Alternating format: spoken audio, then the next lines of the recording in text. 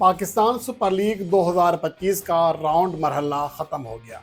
अब play of की lineup तैयार हो चुकी है कि कौन सी टीम किसके खिलाफ कब मद्दे मुकाबले आएगी और प्ले ऑफ का मुकम्मल शेड्यूल इस रिपोर्ट में आपके लिए पेश करूंगा। लेकिन उससे पहले बात करते हैं आज के मैच की, जिसमें मैंने पहले बता दिया था कि अगर कराची किंग्स को आगे क्वालिफाई करना है तो उसे 50 प्लस रन के शिकस्त से बचना होगा। यानी कि इस्लामाबाद यूनाइटेड अगर 50 प्लस रन के मार्जिन से कामयाबी ना हासिल करती 45 से 50 के दरमियान, तो वो दूसरे नंबर पर नहीं आ सकती थी। उसका net run rate Karachi Kings से बेहतर नहीं हो सकता था। लेकिन चूंकि बड़े मार्जिन से कामयाबी हासिल की आज इस्लामाबाद यूनाइटेड ने, और वो हकदार इसलिए थी कि आज का दिन इस्लामाबाद यूनाइटेड का दिन था जिसने अपनी पीएसएल तारीख का सबसे बड़ा टोटल स्कोर बोर्ड पर सजाया। और उसके साथ साथ आज शहजादा फरहान और एलेक्स हेल्स ने जिस अंदाज में बैटिंग की वो नाकाबिले फरामोश था। 10 ओवर्स के अंदर 130 और 11 ओवर्स में 150 रन बना डाले थे।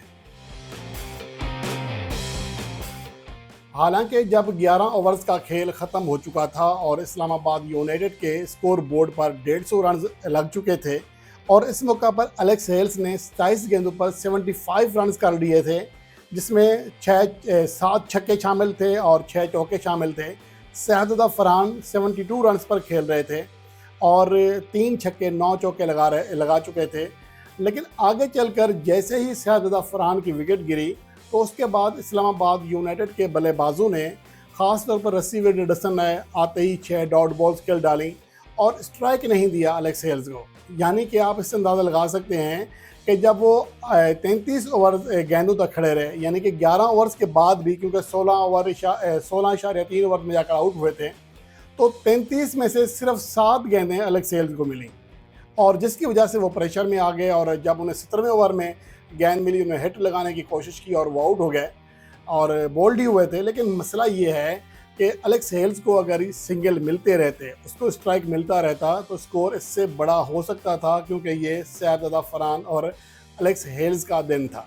बाद में शादाब खान ने भी धुआंधार बैटिंग की और उसके ऊपर बात करेंगे। लेकिन आज के अगर मैच की बात करें, 251 रन ये कराची किंग्स के खिलाफ इस्लामाबाद यूनाइटेड का सबसे बड़ा टोटल है। इससे पहले उनका 204 स्कोर था और ये इस्लामाबाद का किसी भी टीम के खिलाफ सबसे बड़ा टोटल भी है। दूसरी जानिब कराची किंग्स के खिलाफ किसी भी टीम का सबसे बड़ा टोटल भी है। तो ये हर तरह से एक रिकॉर्ड साज टोटल था और ये पीएसएल की मजमूई तारीख में महज 5वां मौका था, बल्कि चौथा मौका था कि किसी टीम ने 250 रन की हद पार की। इससे पहले कोयटा ग्लैडिएटर्स ने 263 रन किए हुए हैं, मुल्तान सुल्तान ने 262 और कोयटा ग्लैडिएटर्स ने 253, जबकि अब 251 रन की आज किए हैं इस्लामाबाद यूनाइटेड ने।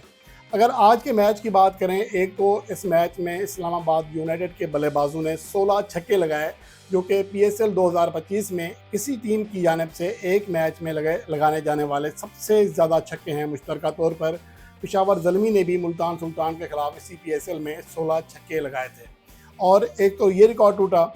और उसके अलावा आज अगर बात करें, एक तो शुरू से ही सींगों पे उठा कर रखा था एलेक्स हेल्स ने और शहजादा फरहान ने कराची किंग्स के बॉलर्स को 4.1 ओवर्स में 50 रन पूरे किए और पावर प्ले में जो बैटिंग की वो बड़ी आउट क्लास थी। पावर प्ले में मजमूई तौर पर जो रन्स किए वो 76 रन से, और इस पावर प्ले का ये हाईएस्ट स्कोर में से एक है।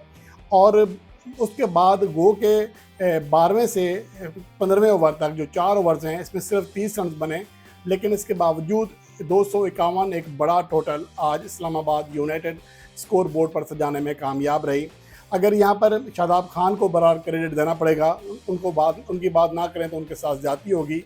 19 गेंदों पर 3 चौकों 3 छक्कों समेत 221 के स्ट्राइक रेट से 42 रन किए और उनकी ये इनिंग्स इस्लामाबाद यूनाइटेड के लिए काफ़ी ज़्यादा कारआमद साबित हुई। दूसरी जानिब अगर कराची किंग्स की बात करें तो उनके लिए 252 रन दर हकीकत असल टारगेट नहीं था, उनके लिए 204 रन टारगेट था, जो वो हासिल करने में नाकाम रहे। मुझे लगता है कि शायद वो मैच जीतने की जानिब गए 252 रन का टारगेट जहन में रख कर खेलें, लेकिन अगर वो हिकमत अमली किसी हद तक चेंज करते तो 204 रन्स कर लेते तो वो दूसरे नंबर पर आकर क्वालिफायर खेल सकते थे। उन्हें आज 204 रन्स करना थे ताकि उनका net run rate Islamabad United से ऊपर रहता, लेकिन ऐसा ना हो सका। मैच का फैसला तो उस टाइम भी हो गया था जब स्कोर बोर्ड पर इतना बड़ा स्कोर इस्लामाबाद ने लगा दिया था, और जो बाकी रहा जो उम्मीद थी वो डेविड वार्नर की विकेट गिरने के साथ कराची किंग्स की उम्मीद ख़त्म हो गई थी। लेकिन यहाँ पर जो असल चीज़ थी वो ये कोशिश करना थी कराची किंग्स के बल्लेबाजों के कि वो किसी भी तरह 204 रन तक स्कोर ले जाएं।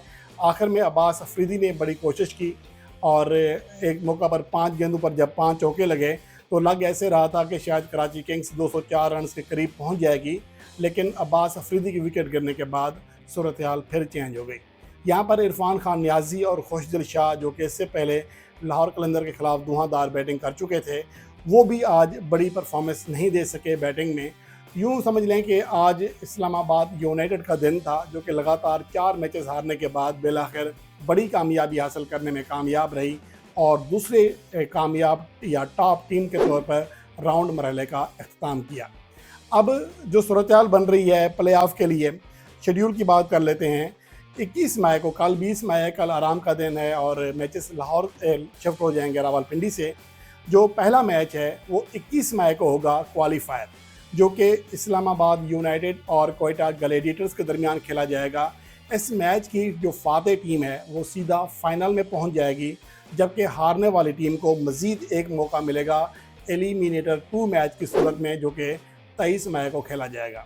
और उसके बाद जो 21 मई को मैच है कोयटा और इस्लामाबाद का, उसके बाद जो अगला मैच है वो एलिमिनेटर 1 मैच है, जो कि 22 मई को खेला जाएगा कराची किंग्स और लाहौर कलंदर के दरमियान। इस मैच में जो टीम हारेगी वो बाहर हो जाएगी और जो टीम जीतेगी वो एलिमिनेटर 2 के लिए क्वालिफाई कर लेगी, जिसमें उसका मुकाबला क्वालिफायर हारने वाली टीम से होगा और उस मैच की फातेह टीम फाइनल में जाएगी और फाइनल मैच 25 मई को खेला जाएगा। ये शेड्यूल है प्ले ऑफ का। और अब सिनारियो किसी हद तक चेंज हो चुका है। उसकी वजह यह है कि तमाम टीमें फॉर्म में आ गई हैं।